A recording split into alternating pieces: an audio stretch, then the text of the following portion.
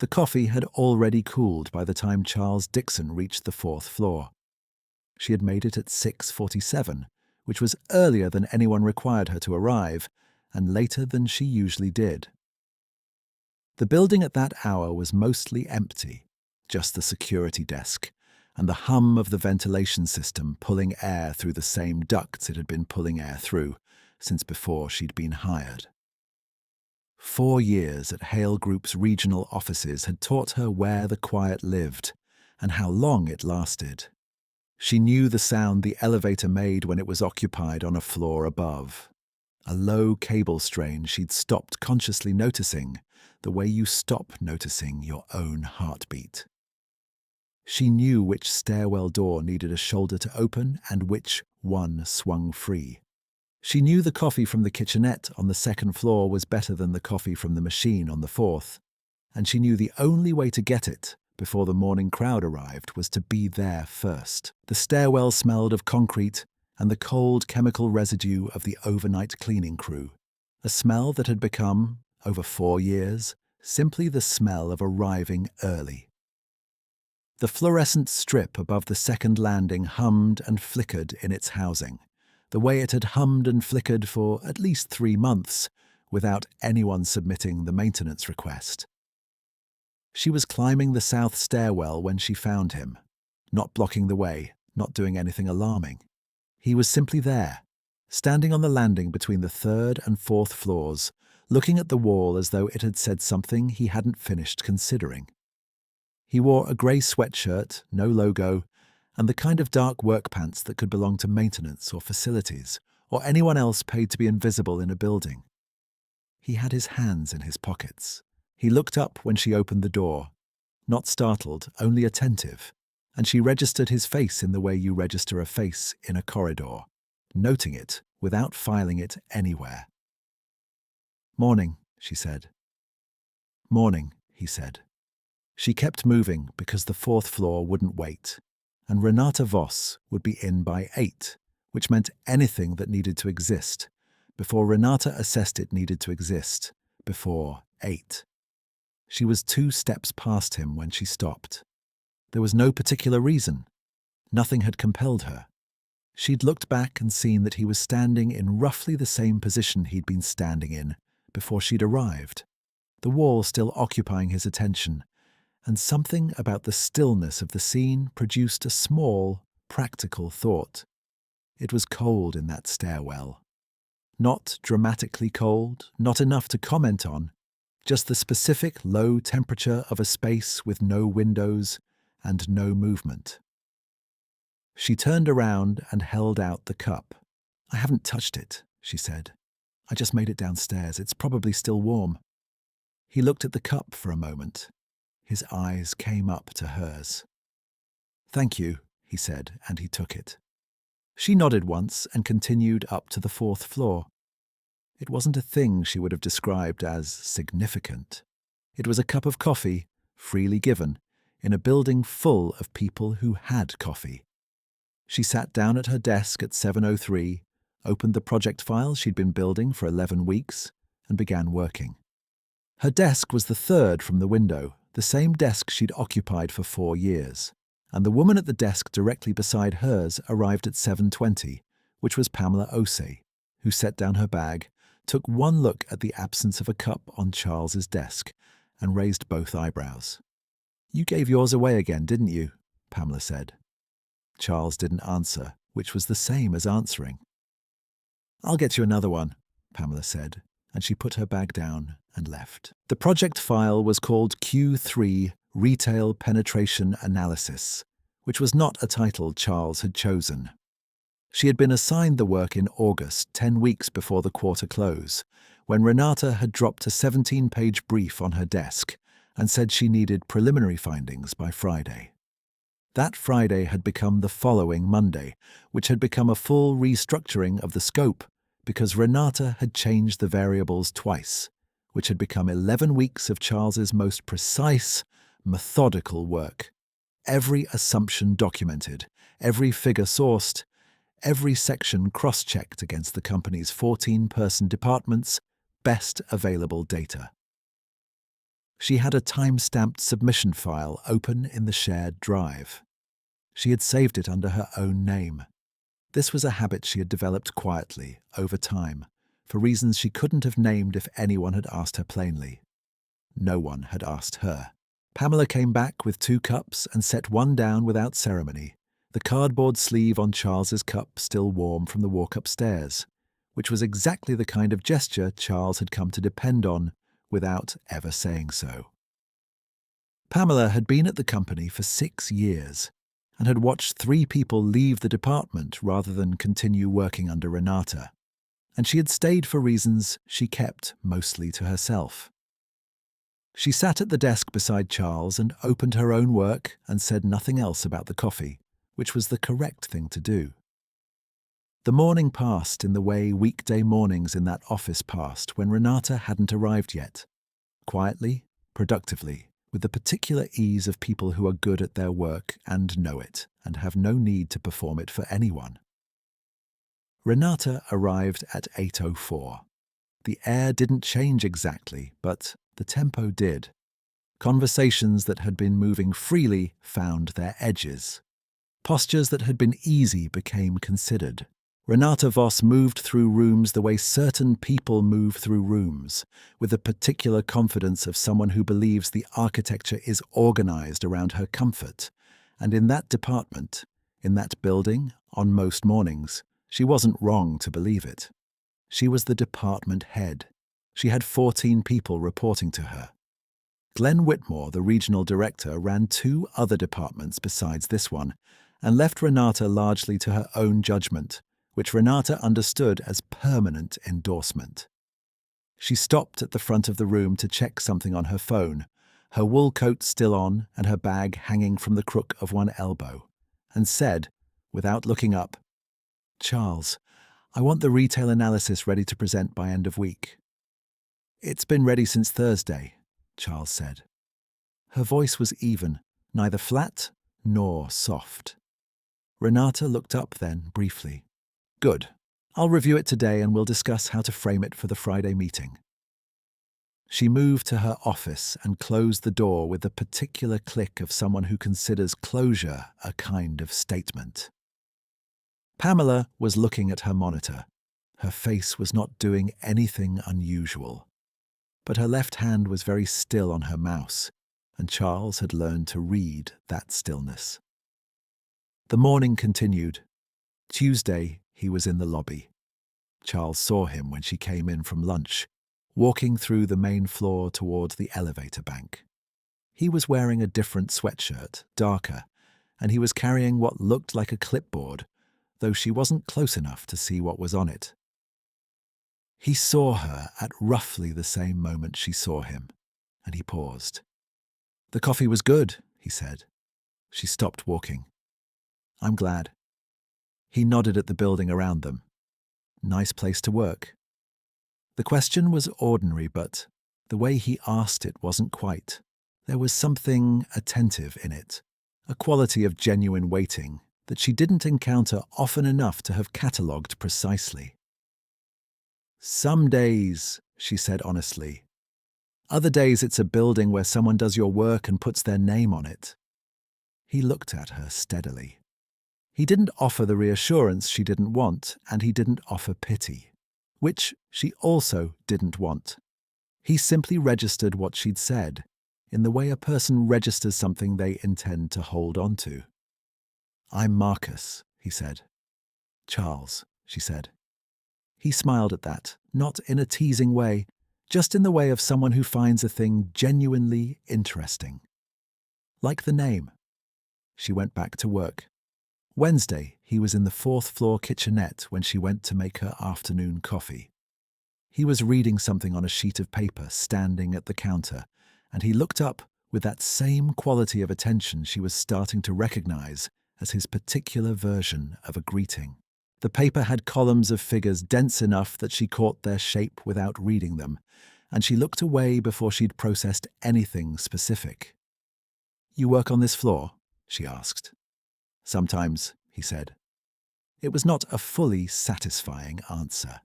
She poured her coffee and thought about asking something more specific, and then didn't. because the afternoon was short and the analysis was due in 48 hours, and Renata had not yet reviewed what Charles had submitted. "How long have you worked here?" he asked. 4 years, she said. Something moved across his expression that she couldn't read. It wasn't surprise exactly, more like the precise weight of a thing settling into place. "That's a long time," he said. "It is," she said. She took her coffee back to her desk and worked until 6, and Pamela left at 5:30 and said goodnight, tapping twice on the edge of Charles's desk as she passed. The small, habitual knock that meant nothing except that she had noticed. And by the time Charles locked her screen and gathered her coat, the office was almost empty.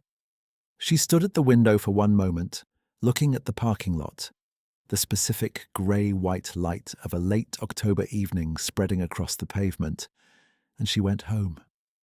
Thursday, he was in the stairwell again. Same landing, same posture. She pushed through the door and found him there, and they both registered the coincidence without making a thing of it. "I owe you a coffee," he said. "You don't," she said. "All right," he said. He stepped aside to let her pass, and as she went by him, she noticed 2 things. His hands, which were steady and clean and held against his sides with a particular, deliberate stillness, and his shoes, which were not maintenance shoes. She wasn't sure what kind they were, only that they were not the shoes of a person who worked with his hands in this building. She noticed this and filed it in the drawer she kept for things she wasn't ready to interpret, and continued to the 4th floor. Friday's department meeting began at 2 o'clock. 14 people arranged in folding chairs in the conference room on the 4th floor, the table too small for that many bodies, the projector screen at the front already running Renata's presentation template. A navy and white grid Charles had looked at in enough meetings to see it now, without registering it as a choice anyone had made. The room smelled of recycled air and the reheated remnants of someone's lunch from the break area down the hall. Charles sat in the 3rd row beside Pamela, with her own notebook on her knee, which she never used in these meetings, because the information that came out of them never required notes. It required something else, a quality of attention she'd learned to maintain, without it showing on her face. Renata began with the quarter's performance overview, which was good, and which she described in the first-person plural in a way that credited the department collectively, without crediting anyone specifically. Then she moved to the Q3 retail penetration analysis. The slide on screen had changed. The work was there, all of it, restructured and reformatted, with the same findings Charles had documented and the same sourced figures and the same cross-checked assumptions. The title slide had a different name on it. Colin Marsh sat in the 2nd row looking at the screen with the practiced expression of someone trying not to look too satisfied. His notepad was open on his knee and he had written nothing on it. Charles looked at the slide. Then she looked at her hands, folded over her notebook. "The retail analysis," Renata said, "reflects some excellent strategic thinking that Colin brought to the quarter's closing summary." She didn't look at Charles while she said it. She didn't need to. The presentation already said everything that needed saying, and said it quietly, in the way of someone who has learned that the most effective cruelty is the kind with no fingerprints. Colin didn't say anything. He'd learned from Renata too. The meeting continued for 45 minutes. Charles sat through all of it. She took no notes. Her face did not perform anything. The only sign of what she was managing was in her left hand, where one thumbnail pressed into the opposite palm at measured intervals, a private count she had kept through worse rooms than this one. When the meeting ended and the chairs scraped back and people dispersed into the small talk of a Friday afternoon, Pamela walked out beside her and said nothing until they reached the corridor. Then she said, very quietly, "I know what you submitted and when. I saw the file." "I know," Charles said. "What are you going to do?" Charles looked at the end of the corridor, at the stairwell door, which was propped slightly open and letting in a thin current of cool air. "Nothing yet," she said. She meant it. Not as defeat, but as the particular patience of someone who knows what she has and knows that time has not yet become the enemy. She went home at 5. She made dinner. She did not open the work laptop. She slept 7 hours, which was not enough, and woke at 5:30 on Saturday knowing the shape of what she was going to do and not yet ready to do it. Friday evening, just before she'd left, she had gone back to her desk to retrieve her coat.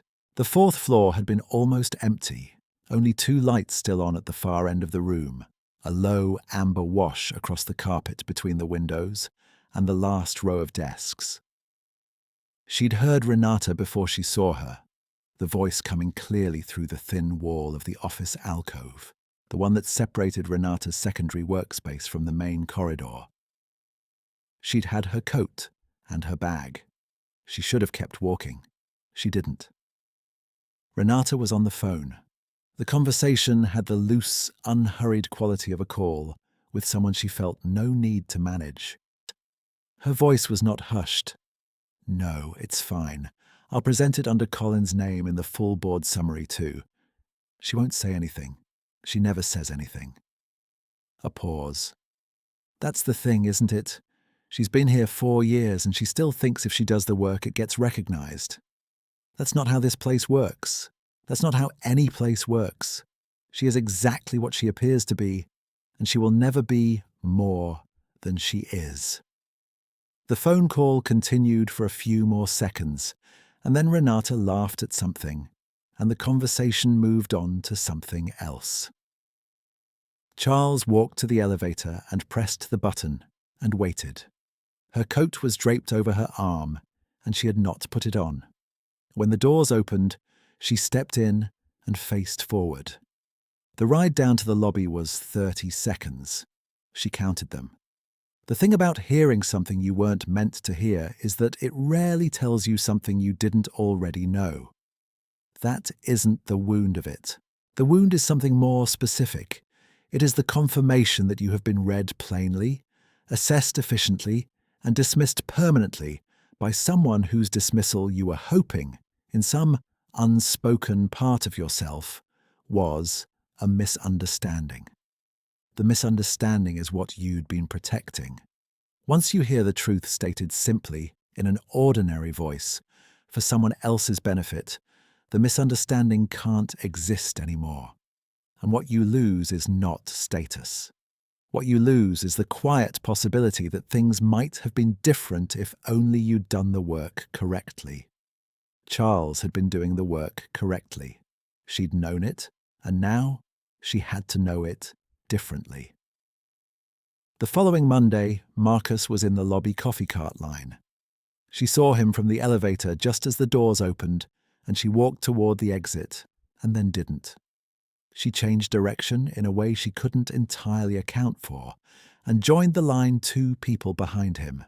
He turned before she expected him to, as though he'd heard something specific in the sound of her footsteps, and he stepped slightly aside.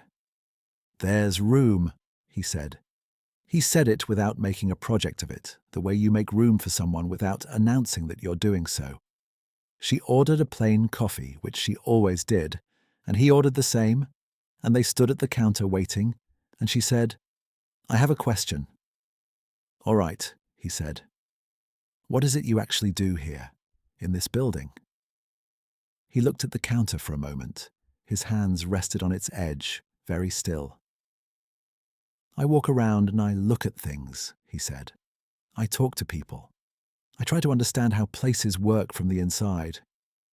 "That's not a job title," she said. "No," he said. "It's not." She picked up her coffee when it came. She looked at him directly. "Why the stairwell?" He met her eyes. "It's quiet," he said. "And people who use the stairwell are usually in a hurry or trying to think. They tell you more than people in the elevator." "What have the stairwells told you about this company?" she asked. He was quiet for a moment, a real moment, not a polite pause. That the people doing the work and the people getting credit for it are not always the same people, he said. Charles looked at him. He looked back. She said, "No, they're not." She went upstairs, she sat at her desk.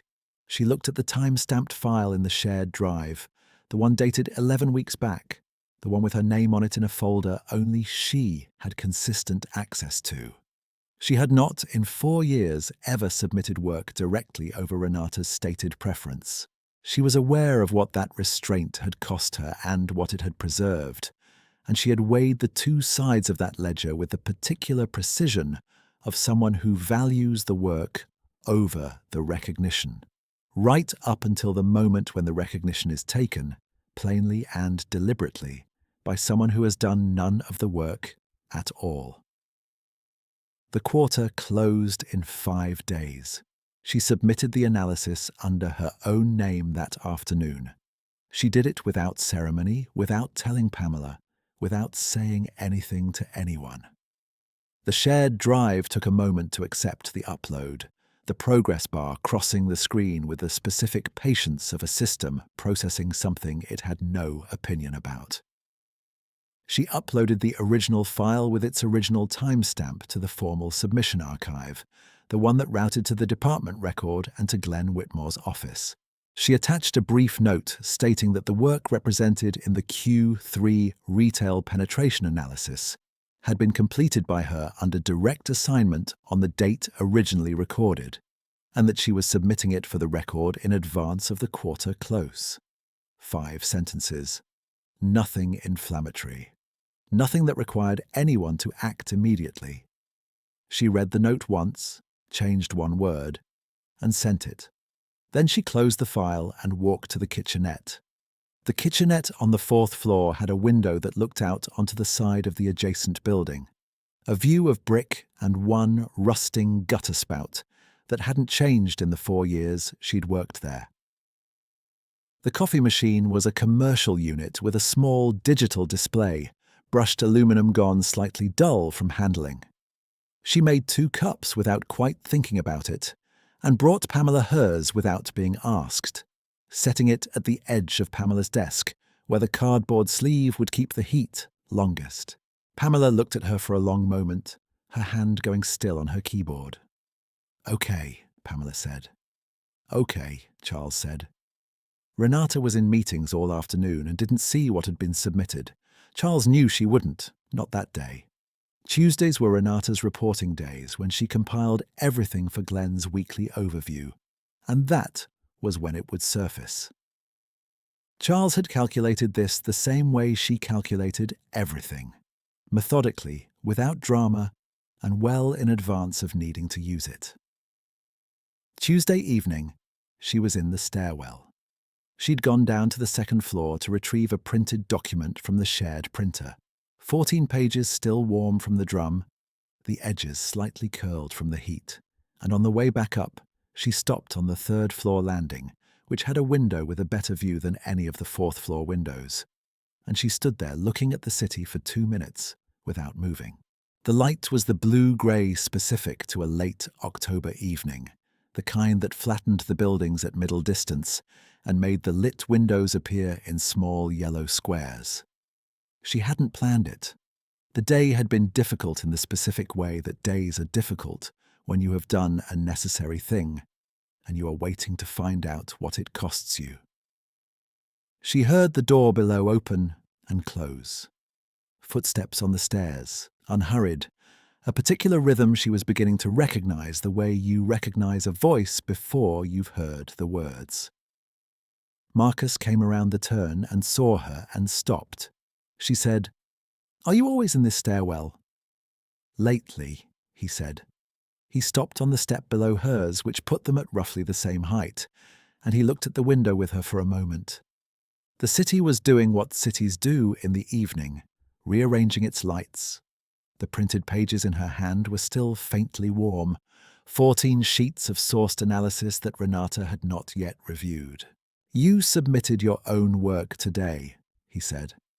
It was not a question. She turned to look at him. "How would you know that?" He looked at her steadily. "The building tells me things," he said. "You told me people in the stairwells think out loud." She considered this. It wasn't quite an answer. She knew it wasn't quite an answer, and she could feel the shape of a thing she was choosing at that moment, not to examine too closely. "I've been here 4 years," she said. "I have watched good work disappear and bad decisions get rewarded, and I have told myself that the work is what matters, that the record is what matters. Last Friday, I found out that someone thinks I'll never be more than I appear to be. I've been thinking about that since Friday evening, and I've decided they're right. I won't be more than I appear to be. I'm going to stay exactly what I am and let the record speak." He was quiet. His hands were at his sides, that particular, deliberate stillness she'd noticed from the first morning. The printed pages shifted faintly in her grip as the draft from the lower landing moved between them. "That took courage," he said. "Not as flattery, as recognition." "It took 4 years," she said. He nodded slowly. "Sometimes it takes that long," he said, "to know that the work is real even when the room doesn't see it." She looked at him. He looked back. The light from the window came at a low angle, and it was warm in a way the rest of the building rarely was, the kind of warmth that stays in glass an hour after the sun has moved off it. "Why did you come back?" she said. "To this building. You've been here every day this week." The question sat there. "Because of the coffee," he said.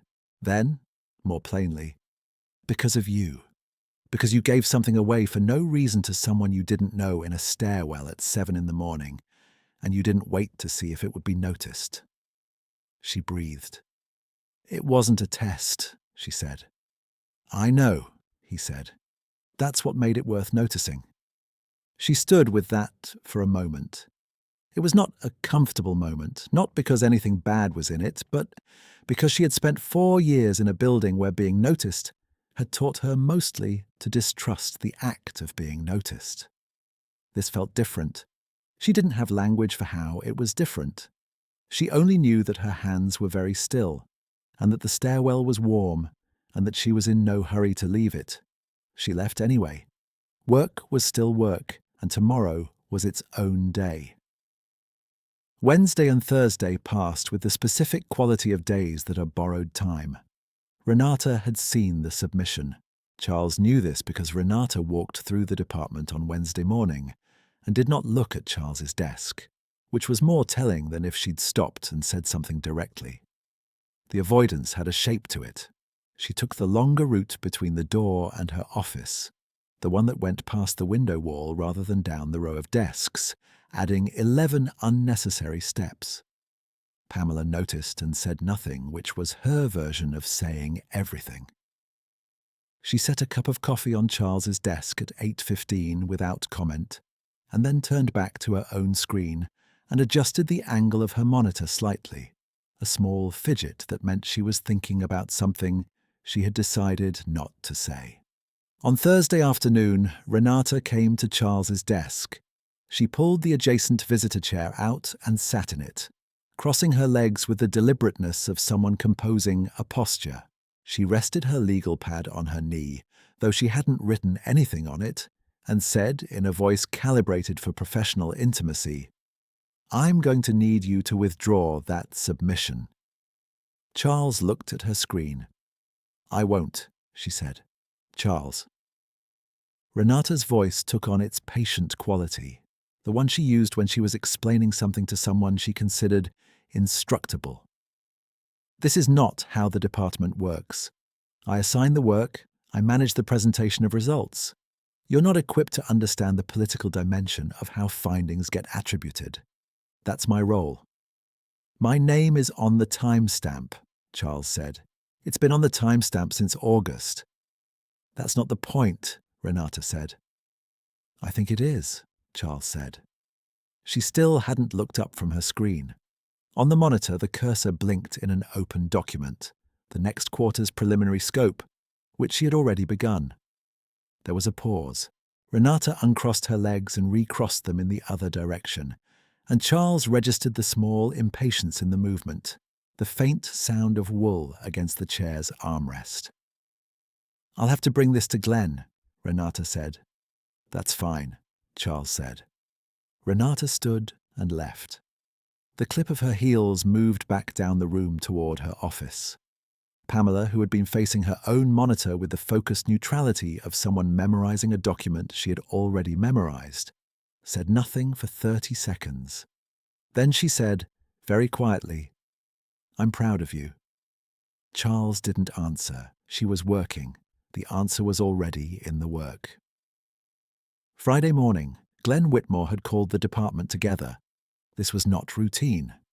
Glenn appeared in the department approximately once a month for a general briefing and called specific meetings perhaps 4 times a year.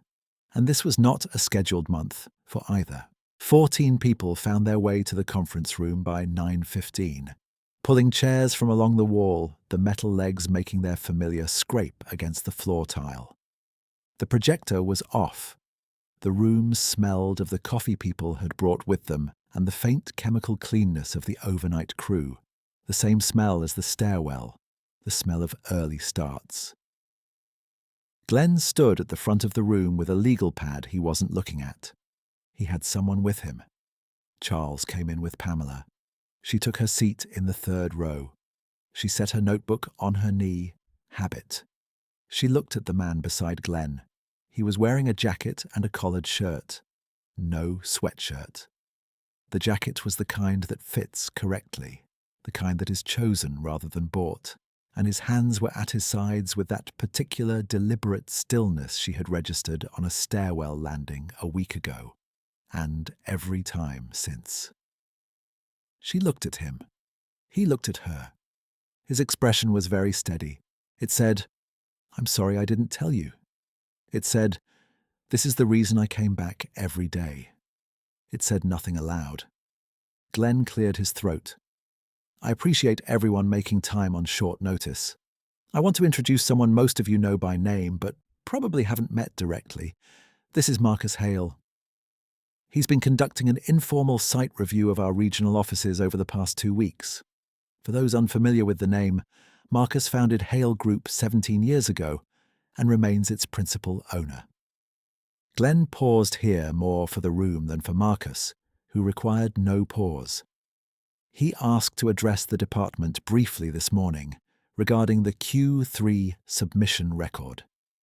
14 people redistributed their attention. Renata was in the front row. She had been sitting with her legal pad across her knee, her posture the precise calibration of someone who expects to control the first 10 minutes of any room she occupies. Now her legal pad was still. Her pen, a slim silver one she carried in the breast pocket of her jacket, was held between 2 fingers, without moving. One of her hands had come to rest on the edge of the table in a way that looked like she was steadying herself against something that had not yet arrived.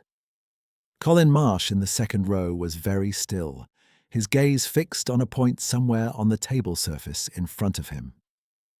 Marcus looked at the room. He looked at Charles. "Thank you, Glenn," he said. "I'll keep this brief." His voice in this room was the same voice as in the stairwell, the same level, unhurried quality. "I've spent the past 10 days reviewing several of our regional departments informally, which is something I do periodically.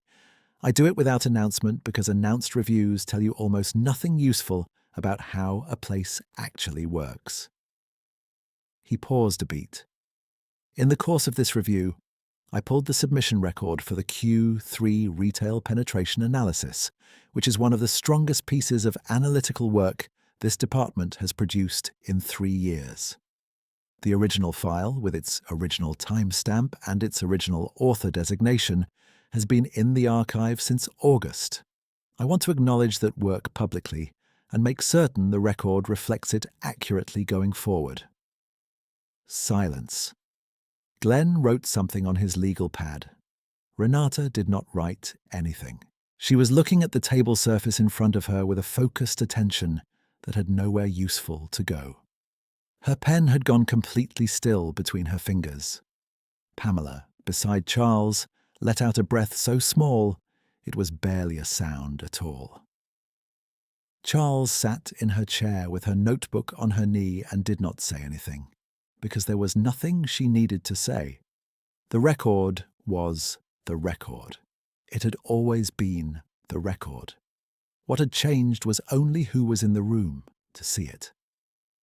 Glenn spoke again, addressing the room with the careful efficiency of a regional director who understands when a situation requires structural action rather than commentary. He said that the department's attribution protocols would be reviewed. He said that submission records from the current quarter would be audited before the board summary was finalized. He said that he would be meeting individually with Renata and with Charles at 10 o'clock. The meeting ended at 9:41. People filed out in the specific quiet of a room where something significant has just been said plainly in front of everyone, and no one is quite sure what performance the moment requires. A few people looked at Charles as they passed. Some of them looked away again. One woman from the back row, whose name was Andrea and who had been at the company for 8 months, touched Charles's shoulder briefly as she went past, her fingers pressing once through the fabric of Charles's cardigan, a small contact that said what the room was still assembling words for. Renata gathered her legal pad and her pen. She stood. She moved toward the door with the walk of someone navigating by muscle memory, because the conscious parts of the mind are occupied elsewhere. She stopped at Charles's row. Her mouth opened. The first word came out, and then stopped. She tried the sentence from a different angle. What came out was, "I should have." She didn't finish it. Charles looked at her. Her expression was not unkind. It was not warm. It was the face of someone who has no interest in performing grace, but has even less interest in performing cruelty, and who has decided that the moment is already settled and doesn't require her participation to resolve. "I know," Charles said. Renata left. The door swung closed behind her on its pneumatic hinge, a slow, settling sound. Pamela waited until it had closed, and then she looked at Charles and said, "I've been waiting 4 years to see that." "I know," Charles said in the same tone, which made Pamela laugh very quietly, in the way of someone releasing a breath they've been holding for longer than they'd realized. She pressed her notebook flat against her thigh and looked at the ceiling for a moment, and then she looked back at Charles and nodded once, as though confirming something to herself. The 10 o'clock meeting with Glenn was direct and brief. His office smelled of printer paper, and the particular staleness of a room kept slightly too warm, and he sat on the same side of the desk as Charles rather than across from it, which she registered without commenting on. He confirmed that the submission record supported Charles's authorship completely. He outlined the correction that would be made to the board summary before quarter close. He said the word oversight twice in describing Renata's management of the attribution, which was the careful language of someone who knew what had happened and was choosing his phrasing with institutional precision. He tapped his pen against the legal pad once, not writing anything, just marking the finality of what he'd said. He asked if Charles had anything to add. "No," she said. She had what she needed. It had been there since August. What mattered now was that the room knew it. She left Glenn's office at 10:44 and walked to the south stairwell door and pushed it open. The cold smell of concrete rose to meet her, the chemical undertone of the overnight cleaning crew, the particular air of a space with no natural light on its lower landings. Marcus was on the 3rd floor landing. She wasn't surprised. She had, she realized, been walking toward the stairwell since the meeting ended, without quite naming to herself what she was expecting to find there. He was looking at the window. The morning light was different now, cleaner, the city visible in the specific clear October light that made everything look like it had just been decided. She stopped on the step below his, the same geometry as before, reversed. She looked at him. Marcus Hale, she said. Yes, he said. It held nothing extra. You could have told me. Yes, he said. I could have. She looked at the window. The city at mid-morning had a purposeful clarity to it. People moving along the streets below with the ease of those who know where they are going. Why didn't you? He thought about it, which she had come to understand was the way he answered questions that deserved actual answers rather than useful ones. His shoulder shifted slightly against the wall. Because you treated me like a person before you knew what I was, he said.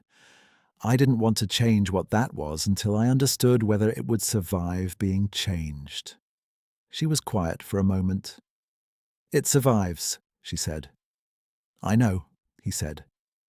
He turned from the window and looked at her, and the look was the look of someone who has been very patient and has stopped needing to pretend otherwise. I'd like to take you to dinner, he said. Somewhere with actual coffee. The corner of her mouth moved. It wasn't quite a smile yet. It was the precursor to one, the particular expression of someone who has spent 4 years in a building where things cost more than they should, and who is standing, finally, in a place where the accounting has come out correctly. All right, she said. She didn't move immediately. Neither did he.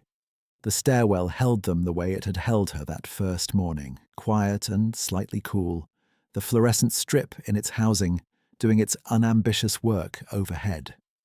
Below them, through the closed door, she could hear the department floor resuming, the specific hum of 14 people rerouting through a changed arrangement. Some conversations easier now, some harder, the whole machine reconfiguring itself around a new understanding of who had been doing what for the past 11 weeks. She thought about Renata's unfinished sentence. She had no desire to finish it for her. The sentence had left on its own terms, and she wasn't responsible for where it went. She thought about the coffee, the one she'd handed over without thinking on a Monday morning 7 days ago. She'd given it to someone she didn't know because he was standing in a cold space, and she had something warm, and there was no reason not to. That was all it had been. She hadn't been performing decency. She had simply been doing what she did, in a stairwell, before the day had asked anything of her yet. She thought about the 4 years, the time-stamped files, the 14 people in that room, some of whom had watched without speaking, and some of whom had spoken too late, and one of whom had put her hand on Charles's shoulder on the way out, and all of whom were part of the record that the record was now making. She thought about Pamela saying, I've been waiting 4 years to see that, and the quality of the laugh that followed, and how that laugh was not cruelty toward Renata, but relief for Charles, which was its own form of witness. She had been seen, not because she had asked for it, not because she had performed anything, but because one morning, in this stairwell, she had been herself without modification, and that had been enough to change what the room eventually had to say. Marcus shifted slightly, and she heard him draw breath. The coffee, she said before he could speak. He looked at her. You came back for it, she said, not asking, just naming it, the way you name a small thing that has turned out to matter.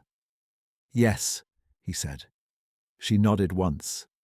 Then she looked at the stairwell door and the city in the window and the light, and she felt the particular stillness of someone who has been standing at a threshold for a long time and has just, finally, stepped across it.